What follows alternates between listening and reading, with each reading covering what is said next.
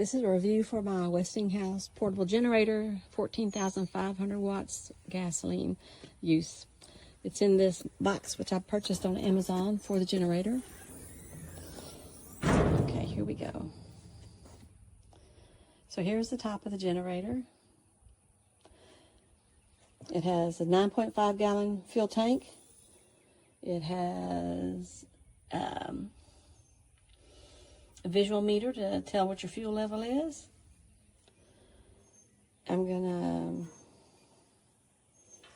If it's gasoline powered, it's 14,500 watts outage. If it's propane powered, it's 13,500. And if it's hooked to natural gas, it's 12,000 watts. I'm going to open the front door here on the box to give me access to the front of the generator. And as you can see, there's your tri-fuel. This is the model number. Start, stop. It's got the electric start, which is great. It's got a battery minder on there. It's got the various plugs to power different things. It comes with a battery tender, which is a little trickle charger, which I have plugged in right now since I'm not using the generator. This generator started up right away, runs quietly, it's strong, will power my whole house. Really like it. It will be quite handy when we have power outages here along the Gulf Coast. Also, oil changes are quite easy. Right here, drain the oil, refill the oil. Everything is easy access. It runs quietly.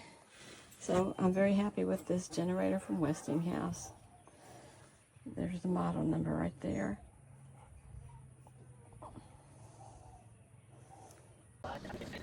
Those are my my tools I use to assemble it, and you can see right about there is my fob to get it to start it and stop it. I have the two hoses, one's for natural gas and one's for propane. Being offshore is really where my heart's at. So a big part of this build was having a nice set of outriggers. So I reached out to Taco. I got 15-foot collapsible poles. And there she is, right there. Swing in and out, super easy. Maybe a little overkill on this boat, but I want to have 2 line spread and 7-8 bass in the water. I think it'll work out perfect. All right, so the sun went down and the lights came up. Chris should work for a rock band. This thing was lit up like you were at a rock show. Just real thought out plan. It looked awesome. So we were in the rigging stages of this project when we filmed Tony Eaton's boat in Jacksonville with 31 Contender.